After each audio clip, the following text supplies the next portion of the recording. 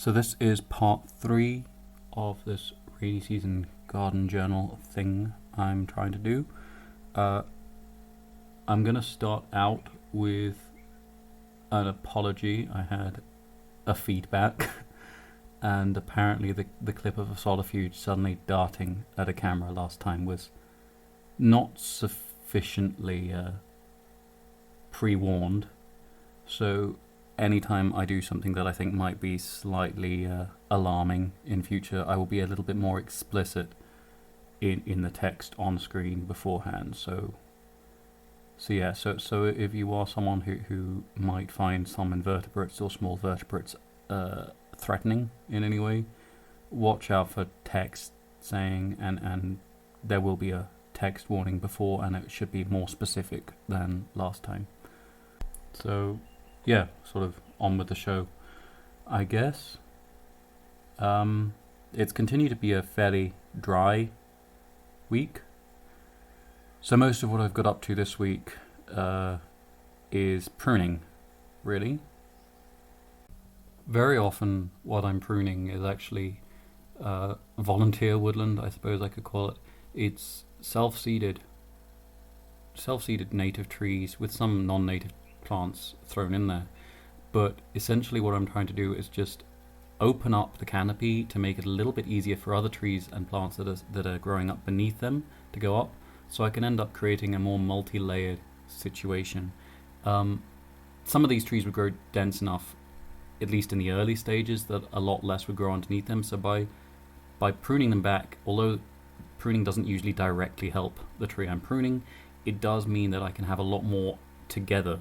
And so, by them all being pruned, they can all do a little bit better without crowding each other out, at least until I've decided which ones are staying. In addition to increasing access to light for many of the trees growing lower down, by pruning off large branches like this and green leaves, I'm building up both the carbon in the soil, which increases its moisture retention, but also a lot of the micronutrients, because whereas a lot of trees will reclaim nutrients from their leaves before they drop off dry, if you cut them off green, those still have all the minerals and nutrients that deep-rooted trees need to grow. So it's a way of enriching the soil. So although, again, each tree is not necessarily benefiting itself directly by being pruned, by having access to the minerals that other trees are quite good at accumulating, they all do benefit from this pruning. This is also true of a lot of non-native trees. There are many allelopathic and invasive trees, but guavas, for example, which I would consider one of the most invasive non-native trees, can very much be used when they pop up everywhere to enrich the soil by just cutting off side branches and many of the parts that are coming up until other things establish among them. I mean, this clump here, for example, is almost entirely volunteer guavas. None of this was planted on purpose. It's just a thicket of guavas. But by dropping these down, by feeding the soil, I'm enriching it for plants which need a little bit more from their soil than a guava does to come and take over.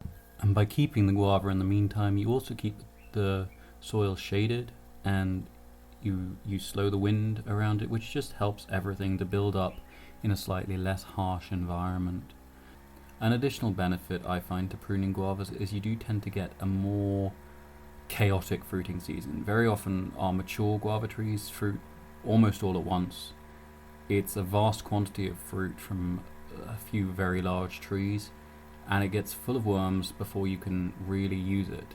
Whereas by having a lot of trees that are pruned and their fruiting happens at very variable times of year, you get fruit more or less year round without that overwhelming mass of soft fruit rotting on the ground when the only thing it's really good for is feeding the chickens.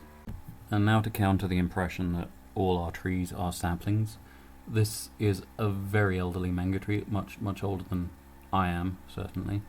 And I do feel I should stress that most of the time when you're pruning a tree, it is not directly beneficial to the tree, which is part of the reason you have to choose your season to the point where it will distress the tree least.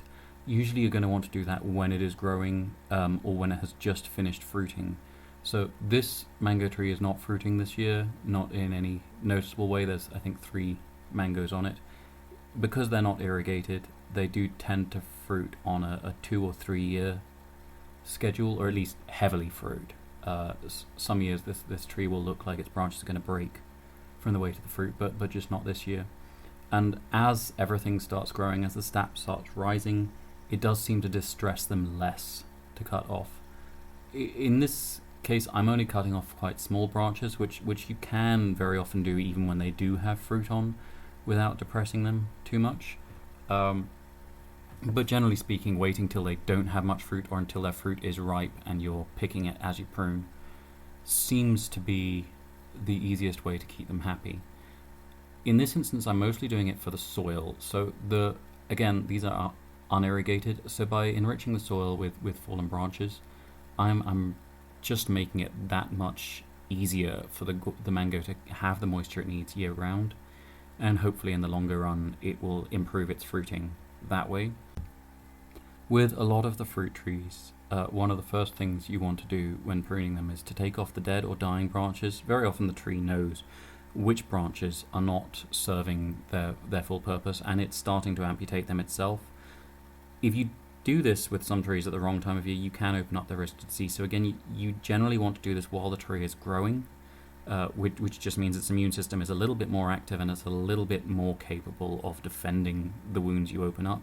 You don't want to be doing this in the middle of the dry season on an unirrigated tree. Other than that, you basically want to take off branches that don't look like they'll thrive. So a lot of small branches heading inwards off large branches into places where they will be shaded for a long time will probably never fruit well. A lot of them are ideal candidates for chopping off and adding to the soil down below, where they will enrich things, and they also let a little bit more light through, so anything you have growing underneath the tree does just a little bit better. Additionally, I did some path clearing, which is very much something to do at the beginning of the rainy season. I mean, I should do it year round so you can actually walk through the place more readily, but it's about to get a lot thicker.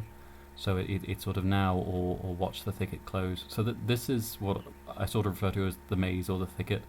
It's where I plant a lot of plants that I'm not really sure how much they will take in terms of neglect and abuse. And so I can keep an eye on them, and they're also in a fairly dense environment where they're not going to dry out too suddenly, too sharply. And it's also just the first place I started gardening. A lot of the plants you can see are grown from seed or cutting. This is very much a budget thicket. Some of them are self-seeded, like this date palm here. But generally speaking, it's just more biomass accumulating, and by having this sort of winding path through it, I create a complex space where I can access a lot without creating wide open spaces through it. This agave is actually one of the first plants I ever looked after. My sister and I had a succulent garden, and I was convinced this was a baby palm tree. This and about 5 others. And 10 years later it was gigantic, and I planted it out here, and it has now flowered, so I'll need to collect up the bulbils, but in the meantime there's some tuber growing perennials underneath it, which when they come up would probably not appreciate having the leaves lying down straight on top of it. So just clearing those leaves away and adding them to the soil. That they do take a while to decompose, so it should basically just create a more complicated mulch as it goes through, which in my opinion is usually better. The more complicated things are, the slower the water drains through them, the more interesting spaces you end up creating once these turn into soil, which just improves the diversity and health of your sort of soil structure and microfauna, I guess. Part of this cutting back is also just getting a little bit more light down to smaller plants. So on the far side of this there's a macadamia. There's also, in amongst the ferns, this small Peruvian apple, which is fine in the shade for most of the year, but as the cloud cover increases it just reduces the light intensity down there. So just making sure it's not being unnecessarily shaded. While I was getting on with clearing open the path, it's not entirely apparent from the light coming through here, but in the south and the east some cloud was definitely building up. And pretty soon it became apparent that I was not going to be able to finish clearing all of these paths before the rain came down, which delightfully, it did quite soon. After it had rained for, I guess, about a day and a half, I figured the ground would be pretty soft, so I thought it would be quite a good time, even though it hadn't been torrential rain, should be quite a good time to get some truncheons in. Truncheons are basically just giant cuttings, and there's a few different plants I want to do this on this year. Some I've done before, this one I actually haven't. This is Erythrina abyssinica, which is a native tree. It's one of the legumes, so another nitrogen fixer. Very toxic. It does have a wide range of potential medical applications because, as well as being very toxic to us, it is very toxic to most bacteria, fungi, parasites. I think it might even have some claimed anti-cancer properties, but the thing is, you'd want a really, really well-trained practitioner if they were administering anything with this, because it is a very small amount that it would actually take to tip you over the edge from curing your illness to being possibly terminally your illness. Basically what I'm doing is I'm treating this very much as a succulent, just cut and shove in the ground.